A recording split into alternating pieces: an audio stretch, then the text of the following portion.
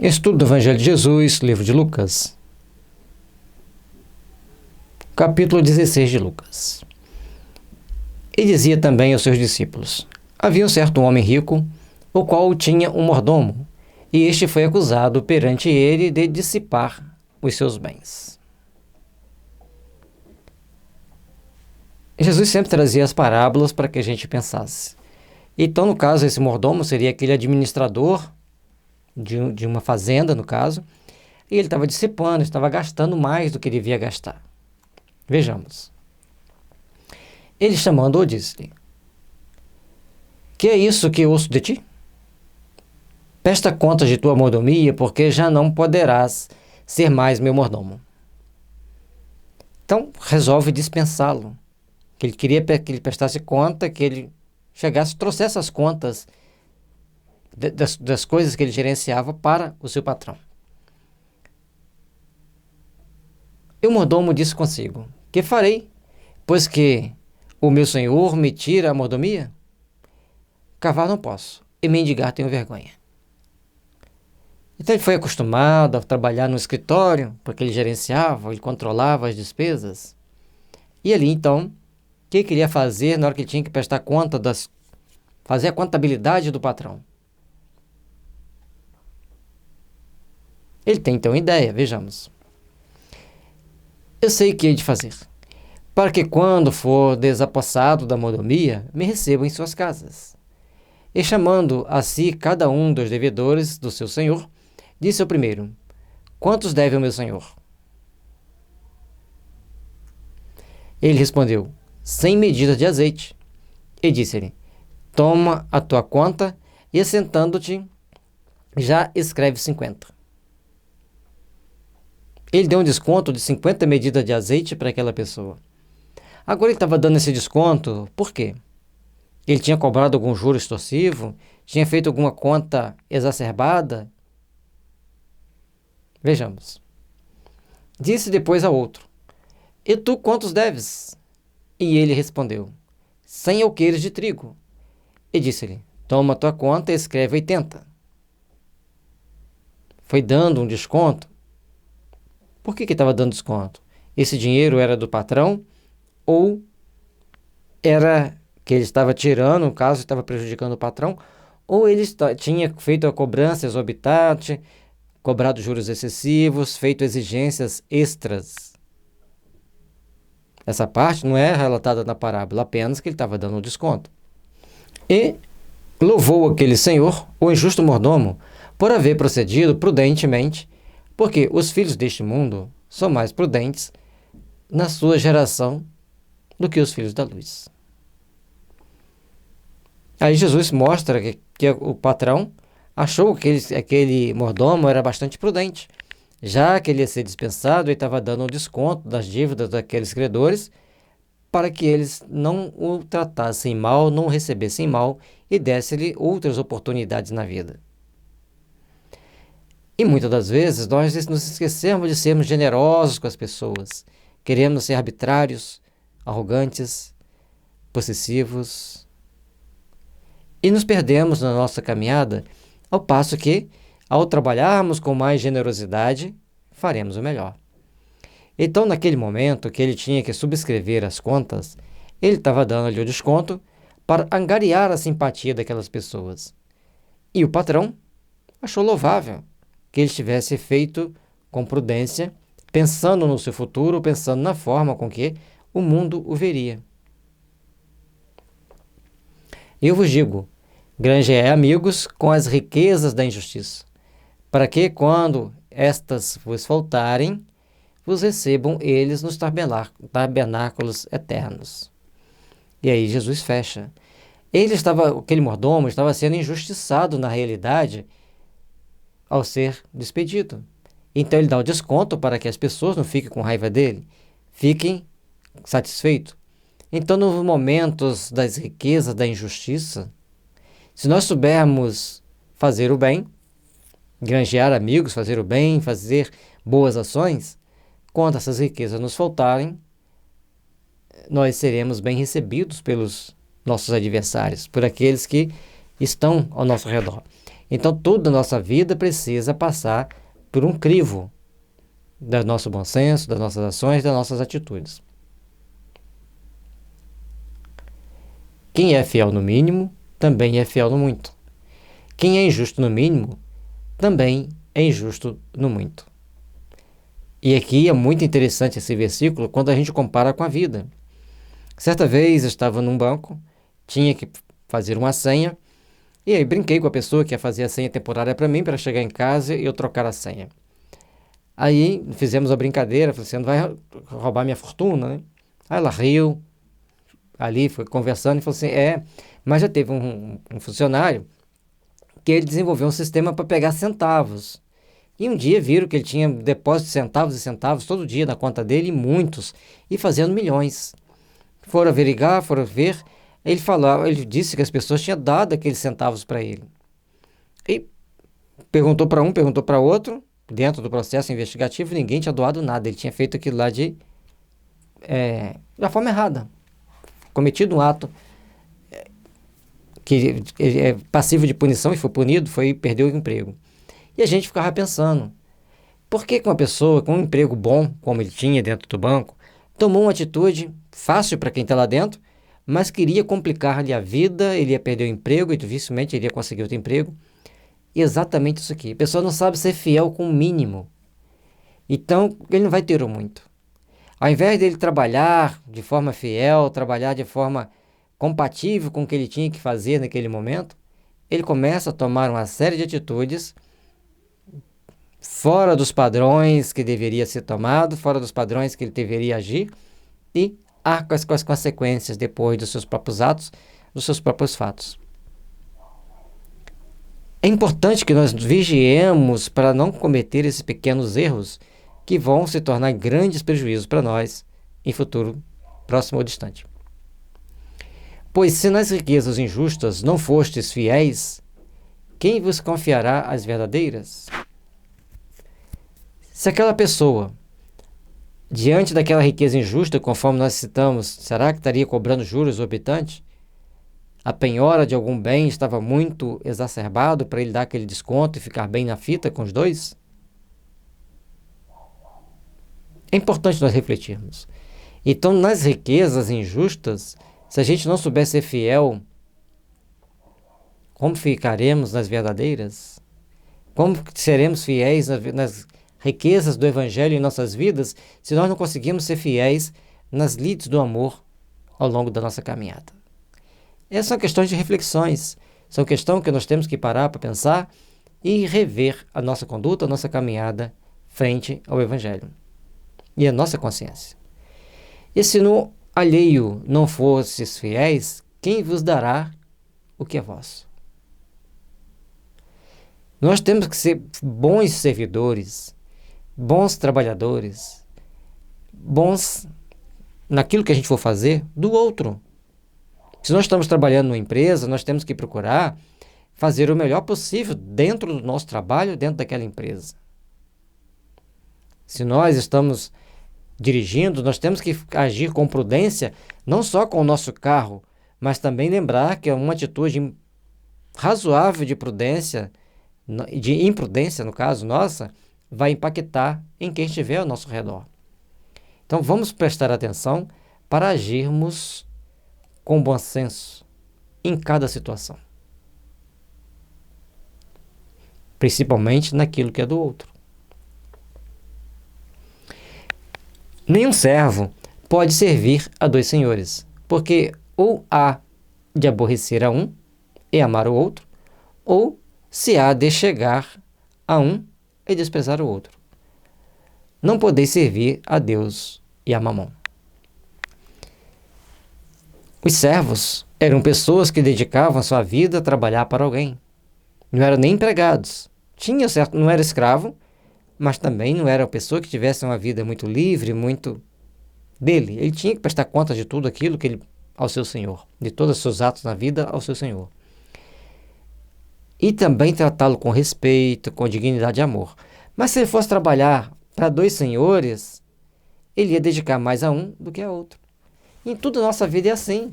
Nós devemos procurar ser bons no emprego que a gente trabalha para não ter que ter dois.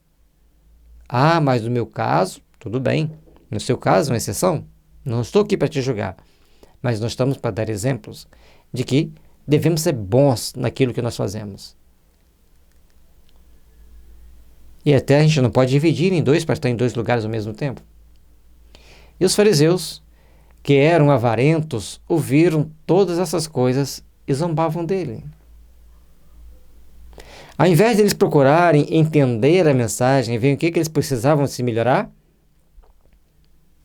vão zombar, vão debochar, típico de espíritos infantis, zombeteiros, que terão que passar por etapas evolutivas complexas para estabelecer um padrão melhor para suas próprias existências. E disse-lhes: Vós sois o que vos justificais a vós mesmos diante dos homens, mas Deus conhece o vosso coração. Porque o que entre os homens é elevado, perante Deus é abominação. E aí que Jesus está nos mostrando que nossos atos nos justificam. Estavam zombando deles. Certamente eles estavam acostumados a trapacear, a fazer aquele joguinho, às escondidas, para se dar bem perante os olhos do mundo. E entre aquelas pessoas que agiam desta forma, eles se vangloriavam daquilo ali que eles faziam. Olha, eu fiz um bom negócio, eu consegui trapacear. Eu não falava trapacear, eu consegui enganar o fulano. Comprei dele por bem menos preço do que valia. Vendi coisas que valiam pouco para ele por um preço muito caro. Então, isso entre eles era considerado elevado. Eles se vangloriavam disso. E Jesus mostra que aquilo que é elevado perante os homens, perante Deus é abominação.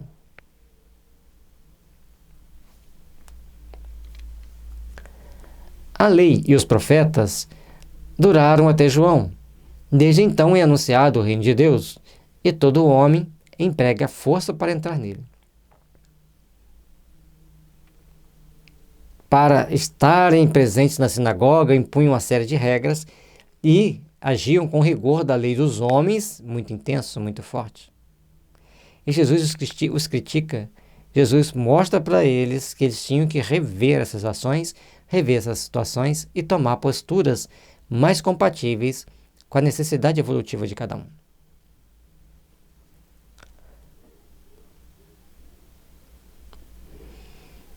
E é mais fácil passar o céu e a terra do que cair um tio da lei.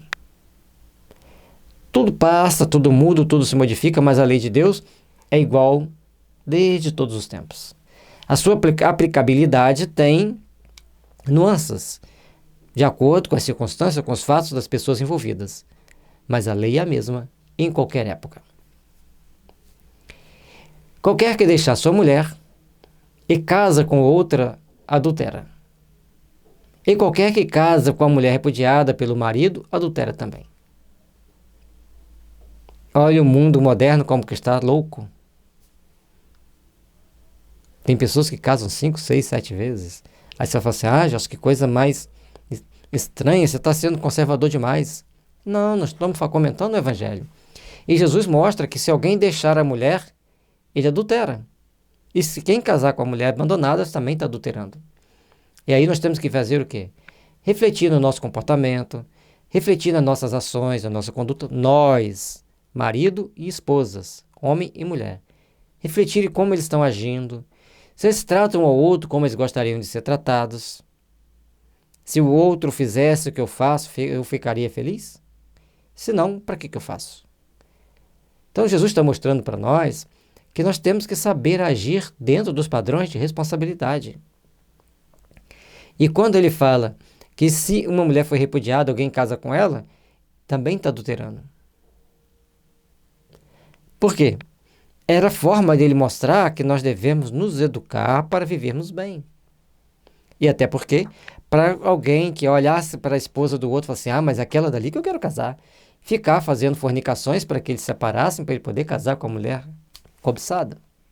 Então, para tudo isso nós temos que repensar. Que muitas das vezes as pessoas tomam ações intempestivas, irresponsáveis, sem parar nas consequências dos seus atos. Ora, Havia um homem rico e vestia-se de púrpura e de linho finíssimo, e vivia todos os dias regalada e esplendidamente. Os chamados socialites hoje, né? Tem tudo de bom, vai viver na sua vida, compra as melhores roupas, frequenta os melhores restaurantes. Naquela época era ter uma mesa muito farta, ter tudo bem do bom, do melhor que quisesse, esquecendo de quem tem lá fora. Não é muito diferente do que é hoje, né? Vejamos. Havia também um certo mendigo, chamado Lázaro, que jazia cheio de chagas à porta daquele. E aí Jesus coloca duas situações. Um estava vivendo os prazeres do mundo, cheio das coisas do mundo, e o outro na miséria total do mundo. Ainda sem haveres, sem como adquirir o seu alimento, ainda tinha o corpo cheio de chagas. E desejava alimentar-se com as migalhas que caíam da mesa do rico. E os próprios cães vinham lamber-lhes as chagas. Talvez o único remédio que ele encontrava era o cão o lambendo. Não quero dizer com isso que o cão lamber uma chaga vai aliviar, mas é o que está mostrando, que o alívio que ele tinha era apenas os cães lambendo-lhes as chagas. E nem o que caía da mesa ele recebia, porque os cachorros comiam. E aconteceu que o mendigo morreu e foi levado pelos anjos para o seio de Abraão. E morreu também o rico e foi sepultado. E aqui que começa a chave mais importante da história. Todos nós vamos morrer. Mas aquele que passou por todas as privações, ele foi levado pelos anjos para uma instância espiritual superior. E o rico foi apenas sepultado. Não teve assistência espiritual superior. Isso que é importante nós entendermos. E no Hades, ergueu os olhos, estando em tormento, e viu ao longe Abraão e Lázaro no seu seio. Hades seria o nosso purgatório, que o espírita fala do purgatório, o católico, não, umbral. O espírita fala umbral, o católico fala purgatório. Então ele estava lá no umbral ou no purgatório, espiando suas faltas, espiando seu egoísmo, e ao olhar ao longe, estava Lázaro tranquilamente convivendo com Abraão em um local de paz, de harmonia. E ele, lá naquelas regiões de sofrimento e dor. E clamando disse: Abraão, meu pai, tem misericórdia de mim. E manda Lázaro que molhe na água a ponta do seu dedo e me refresque a língua, porque estou atormentado nessas chamas. A consciência ocupada incendiava-lhe o ambiente. Ele sentia queimar-se em chamas por causa do egoísmo, da vaidade, da falta de sensibilidade com o sofrimento alheio. Custava-lhe dar um prato de comida para o mendigo? Que graça tinha ele estar se alimentando fartamente com o mendigo, espreitando a longe, no seu momento de fome e no seu momento de desespero. Mas aqui tem uma coisa interessante. Ele pede a Abraão para ter misericórdia dele. Mas ele usa uma frase mostrando que ele não tinha se arrependido, que ele não tinha mudado nada. Ele era a mesma pessoa egoísta, insensível e autoritária. Manda Lázaro molhar a ponta do dedo na água e refrigerar minha língua. Ele não falou: peça por acréscimo de misericórdia, que Lázaro tenha compaixão de mim nesse momento e venha me amparar, venha me ajudar, demonstrando o seu processo de arrependimento e de autoburilamento e de educação. Toma uma atitude totalmente tempestiva.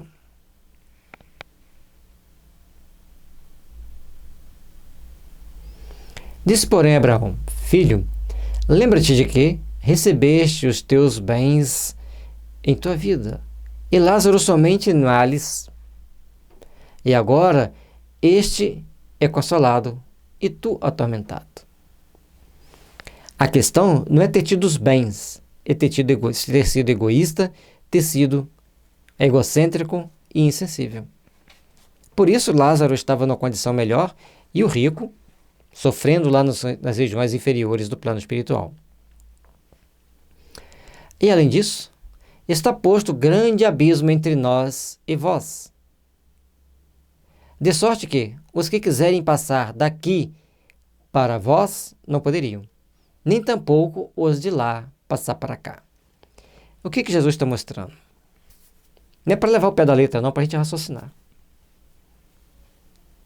Quem está no inferno vai ficar sempre no inferno, quem está no céu vai ficar sempre no céu. Não. Ele está mostrando que tinha uma grande barreira. Mas veja bem como que ele fala. Olha aqui. Manda Lázaro que molhe na água a ponta do seu dedo e refresque a minha língua. Lázaro queria fazer isso? Manda Lázaro. Entendeu? Esse é o abismo que tinha ainda entre eles. O egoísmo, a arrogância, a falta de respeito pelo próximo.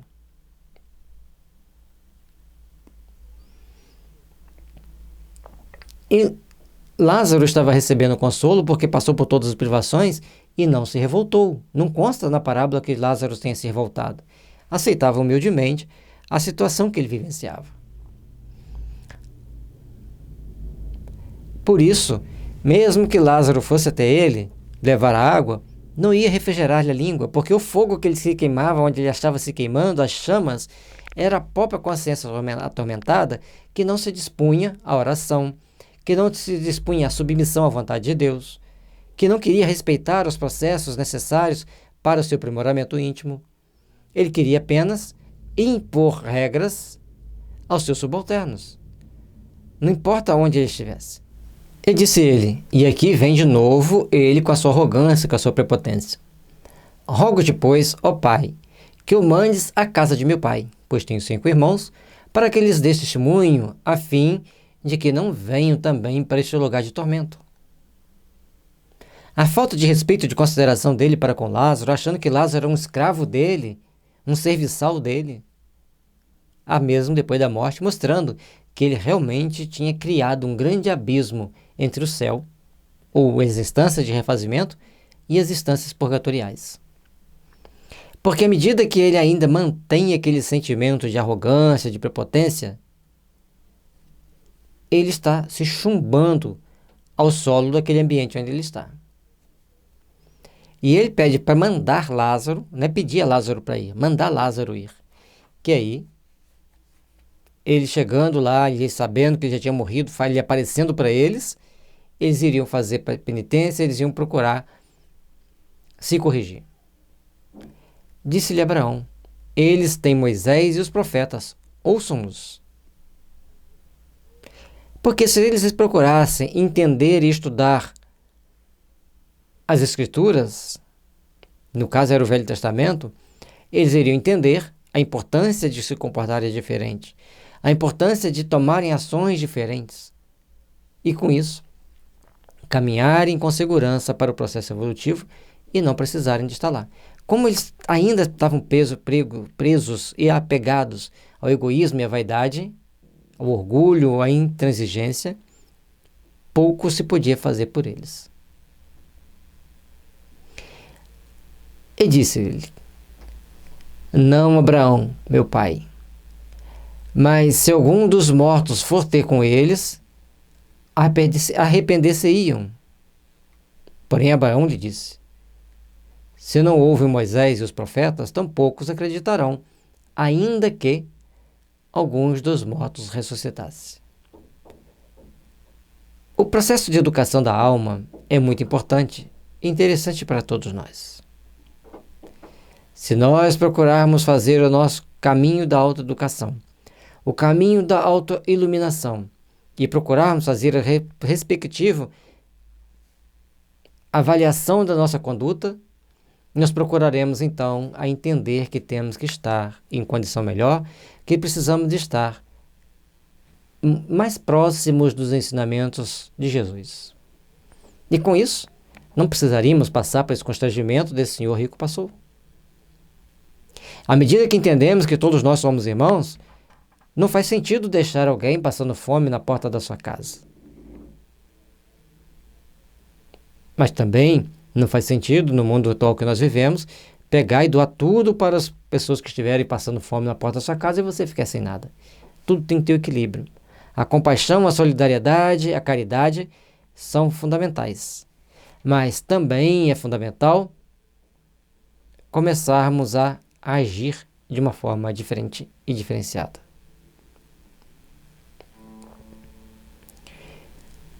E a colocação final de Jesus é: se vocês não sabem respeitar o que está escrito nas leis, que está escrito no Evangelho, não vão respeitar também algum morto que chegar lá para vocês e falarem com vocês. Por isso, a nossa importância de procurarmos refletir sobre o ensinamento do Evangelho, de procurarmos compreender o ensinamento do Evangelho, porque somente assim seremos realmente melhores e mais aperfeiçoados perante Jesus, perante a nossa própria existência, perante a nossa caminhada evolutiva. E, logicamente, que responderemos no Tribunal da Consciência diante do Pai Excelso por tudo aquilo que viemos a fazer, de todas as ações que viemos a executar. Paz e luz, que as bênçãos de Jesus estejam sempre nos iluminando, sempre nos fortalecendo, para caminharmos sempre na direção do aperfeiçoamento e do Pai Excelso.